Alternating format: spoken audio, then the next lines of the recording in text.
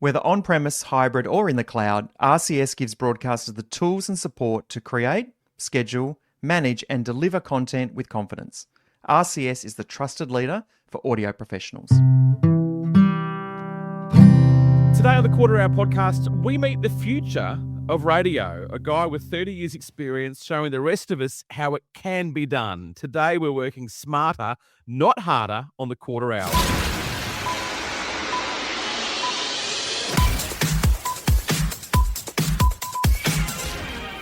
We're on a mission from God. Holy God. Let's get out of the house. Yeah, why don't you get out of the house and go and check out some live rock and roll tonight? This is where it's happening on the live wire. Mooloolaba at Fridays, they've got Caligula tonight. There's a big toga party happening tonight at Queensland Uni for O Week in the Great Court. A big toga party that'll really give you the sheets, so they tell me. And at Twin Towns, it's... Oh my God, Jerry and the Pacemakers at Twin Towns. Jerry and the Pacemakers. Quimba, you take over. I'm gone. I know. See you later. It's been lovely, but... Jerry and the Pacemakers away. Yeah, I guess you're right. I should really go, mate. It's called for it's 30 most wanted. And at number 22, this is How Do I? Hi, and welcome to the Quarter Hour. I'm your host, Liam Renton, and Gavin Miller is our guest today. He's had a great career in multiple markets and now does a Cap City show from wherever he likes. So how does it work? Let's find out. Gavin Miller, welcome to the Quarter Hour podcast. G'day, Liam. First-time guest, long-time listener. Thanks for having me. We appreciate that. Do your lap of the map, because we've been talking off air. I'm shocked at where you came from, where you got your start. I always assumed you were a Perth kid, but that's not true. No, I'm from what I love to call the Ron Camplin School of Radio, because Ron Camplin was the guy that owned 2BS in Bathurst for a long time, and he hired a lot of kids out of high school, including me. So that's where I started, my hometown of Bathurst, and then I went from Bathurst to 4CA in Cairns, did nights. That's when I won what was called a reward at the time for Best Newcomer, which got the attention of Fox. So just before I turned 20, I was a mid-dawner at Fox. And then I went to Perth when I was, 20, I think I was, and I went to Perth. Duncan Campbell hired me to do nights over there. And that was sort of the start of the Perth thing. And then from there, it's just bouncing back to Sydney, back to Perth, Brisbane, then Perth. Perth figures pretty heavily in the little laps that I've done. And then sort of more recently moved to Melbourne in 2010 and had the absolute pleasure of having a 10-year run on drive at Gold before I decided to pull up stumps and see if I could become a digital nomad. Well, I need to tell people listening that as a teenager, I was spoilt for choice listening to Brisbane radio, especially Triple M. So Triple M had the likes of Mobbs and Fletch go through, the Budskis were on nights, and I had a stint of listening to Gavin Miller on nights. Does it weird you out knowing that I not only listened as a teenager, but I have a whole stack of air checks of you that I taped legitimately on my own double cassette deck back in the early to mid-90s? It absolutely blows my mind, and you have actually sent me a few of those, because when you told me that you had them, I was like, oh, I don't, because my bag of air check tapes went missing somewhere, which is probably fate stepping in and going, you do not need to ever sit down, get drunk, and listen to how you sounded in the 90s on the radio. No one really does. But the fact that you've got it, it's the only stuff I've got pre-2000. And there was one that you sent me where I'm earnestly back announcing Janet Jackson on the Hot 30 from the Poetic Justice soundtrack. And that just made me chortle. And it also reminded me why Steve and Jess were flogging me in the ratings. But the real reason Steve and Jess were flogging me in the ratings is because that was one of the greatest shows of all time. If you want to talk Brisbane radio in the 90s, how good was Steve and Jess? Steve and Jess were a great night show. They were a great night show, and I've told Fitton that. But you imagine, as someone like myself who was just a couple of years behind you, I had Steve and Jess on 105, I had you on 104. Brisbane was spoilt for choice. And then I ended up working the Jess for a while, because do you remember that? When Steve went down to Sydney to work at Triple M, but there was some contractual thing where Jess had to stay in Brisbane, so Duncan threw Jess on the air with me.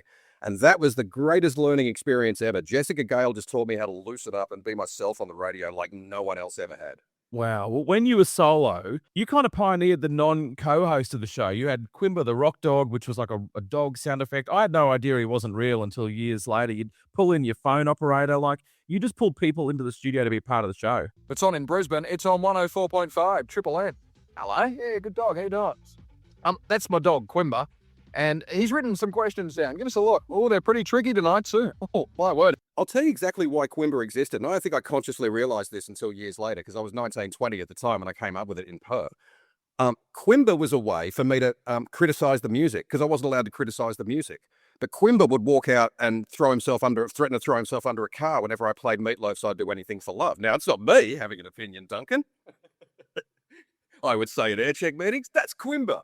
I didn't get away with it. I would then go on to say, and I say this with love, that you were part of what I would call the WA radio mafia when Duncan Campbell brought both you and Steve Fitton, who both worked in Perth, to Gold FM.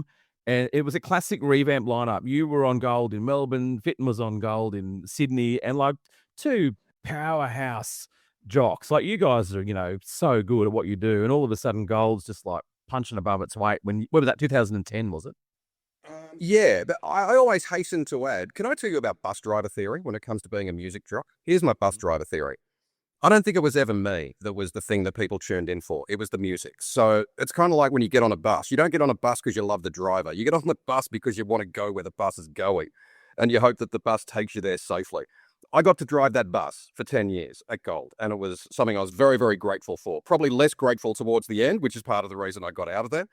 But I look back at it and go, I was so lucky to drive the bus. But that's all I ever was a bus driver. I didn't win the ratings. I wasn't number one FM. Phil Collins, Bon Jovi, they were number one. That's how I look at it. I really do. And I think if you're going to be a music jock for the long term, the way radio's set up, if you're not doing breakfast, no one's going to pay attention to you. And that's just a fact. I'm not bitching. I'm just stating a fact. So you better get used to the fact that it's not about you. Because if you're a music jock, you'll be a better music jock if you realize that it's not about you. You know what? There's a real element of truth to what you say there. But if I don't like the announcer, I won't stay.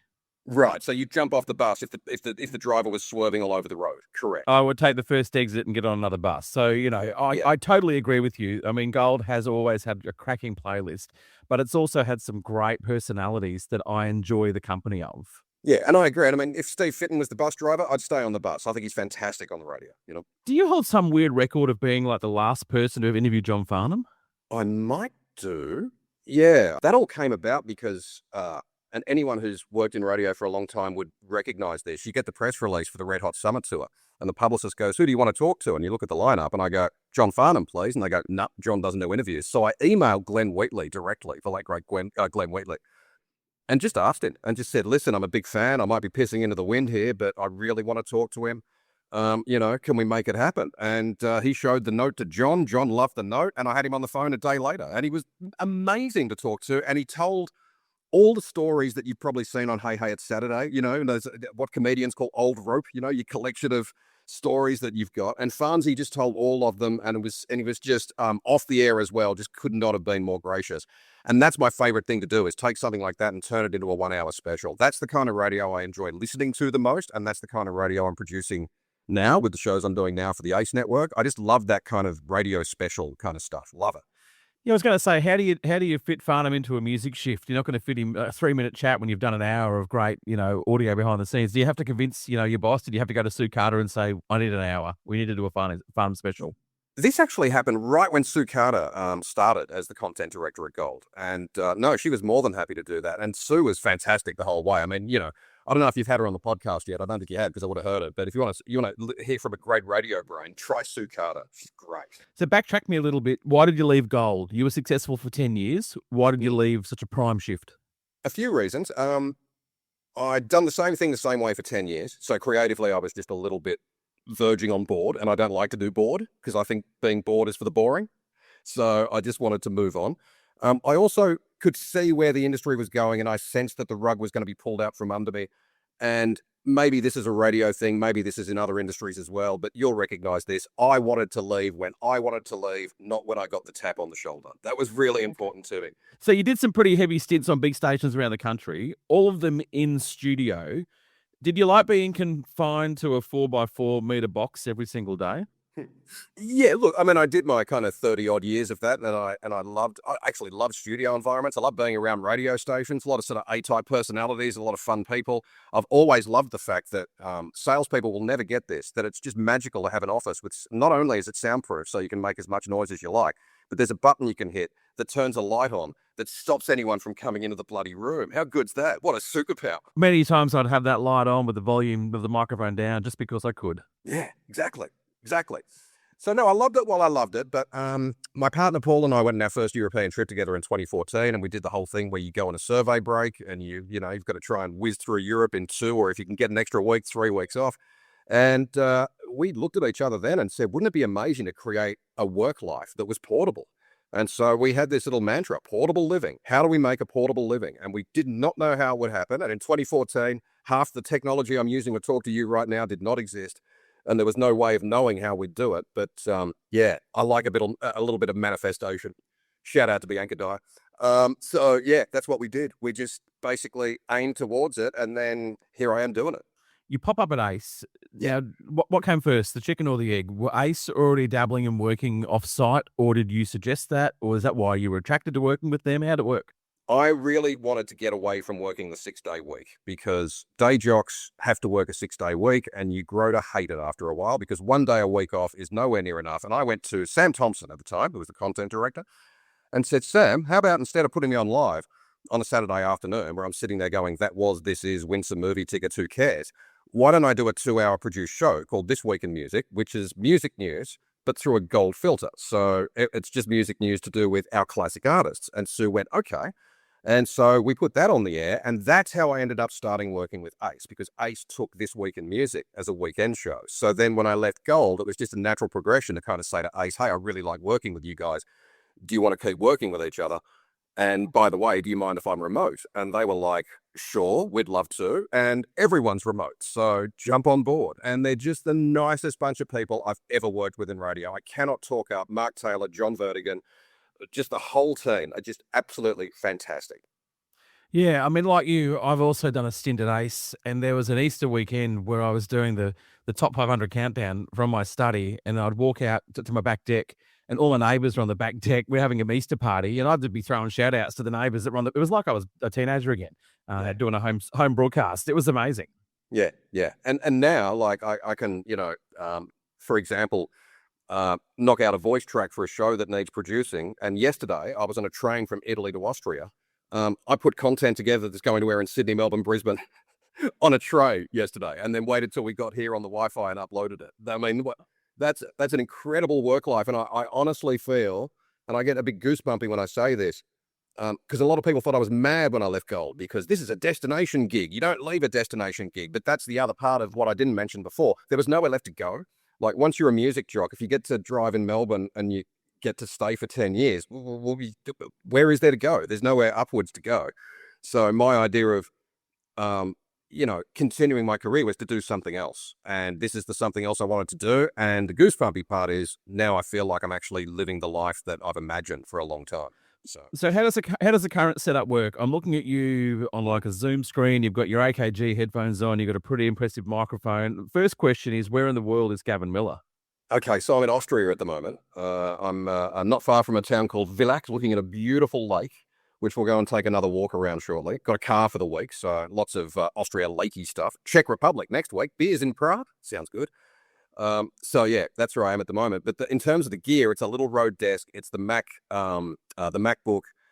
It's this microphone. And I've got to tell you, the Rode gear, the way it all works, you put a Rode mic into a Rode desk, and even in an echoey room, you get right up on the mic, and you've got to watch your popping when you do this. You can actually hear that. You can actually get away with it in a echoey room like this and not sound too echoey, because that's how good the Rode stuff is. Yes, there are times when you get in somewhere and you've got to throw a doona over yourself to get the voiceover stuff done.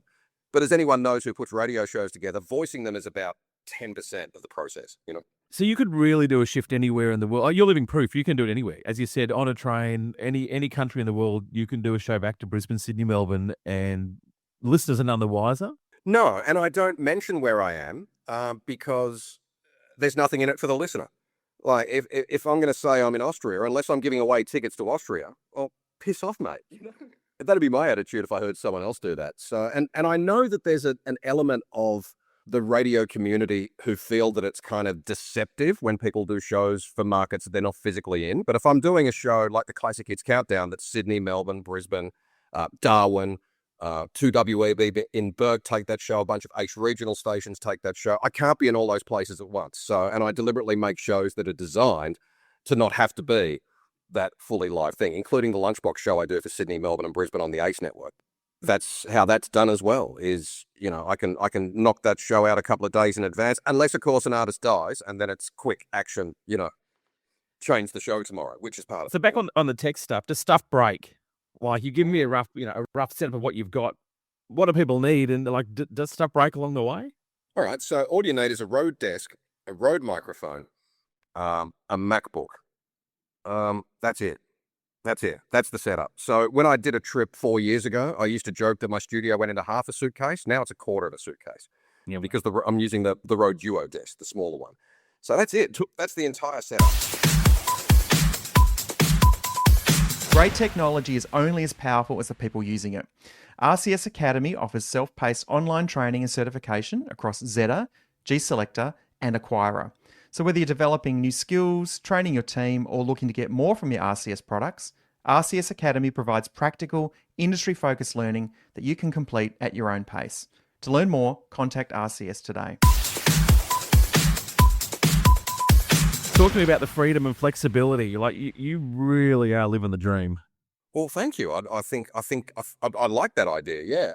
It is very flexible, and I do like that idea that I could do a day of sightseeing, come home, and go, oh, might knock out a voiceover for this, or produce that, or do some other bits and pieces. Or there's a lot of prep involved, so I like to kind of sit and do the prep with headphones on while telly's on in the background, kind of thing. So I've learned to sort of integrate work into life and try not to do it the other way around, if that makes sense. I don't mean to sound unappreciative when I do that, because listen, I'm a radio guy who's got radio work in 2026. You've never met a more grateful guy. Yeah. But I do, as you said in the intro, want to fit work in around life, not the other way around. And when you're traveling, especially, but I never resent, even if I'm feeling a bit worn out, I never, ever resent doing the work, because that's what facilitates the fact that I get to travel like this. how supportive are your radio bosses? I mean, John Vertigan's an unbelievably great PD, and they're obviously just on board. Oh, they're all on board. Yeah. And it's fantastic. And Mark Taylor is fantastic in that regard. And I remember when I was going away in 2022, and I said, are you okay with the idea of me doing what I do, but being away for a few months? And he very earnestly said, TP. And I said, what? And he said, when the room's echoey, you're going to have to make a TP with Doonas to talk under. What do you love most about broadcasting to millions from anywhere in the world? The freedom to do it whenever I like, and the fact that I get to do the kinds of radio shows that I most like to listen to and I most like to do, which is the kind of content that hopefully, on a good day, can offer a listener a brand new way to listen to a song they've already heard thousands of times and been bored with. I think that's the most I could possibly do in the classic hits realm, specifically, is tell you a story about, I don't know, summer of 69 that makes you hear it in a whole new way, But yeah, the freedom of it is fantastic, and it's something I appreciate every day. I really do. And as I'm traveling the world, I'm listening to the quarter hour and staying plugged into what's going on in the Australian industry. I find it amazing that the radio industry itself seems to be in the process of slowly disintegrating, and yet there's more media about the radio industry than there's ever been. Best radio moment of the last 30-something years. What stands out?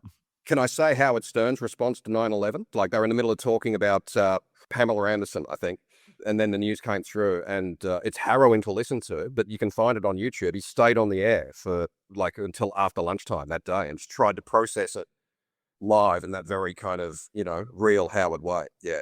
It's funny you mentioned that, and it's not about one-upping, but I was in New York State that day, and I was listening to Howard Stern live that day, and I had a little Sony tape recorder, and I taped about 3 or 4 hours of that show on a cassette tape. I just kept putting new cassettes in, and some of the best radio I've ever heard. Like, at 9:22, he says, "Someone get me a general's outfit," and he goes and dresses up like a soldier.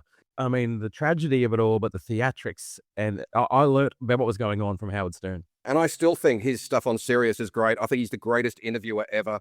I think he's a really evolved human who has had a lot of time in therapist's office and sorted himself out to the point where when he interviews someone, you can really tell how evolved he is and how interested he genuinely is in other people. I mean, I've heard Howard interview, Gwyneth Paltrow. I don't care about Gwyneth Paltrow. 20 minutes later, she's my favorite human being because Howard's dragging stuff out of her. Yeah. Where are we going to see Gavin Miller broadcast from next? Well, it will be Austria this week, Czech Republic next week, and Germany the week after that. How's that?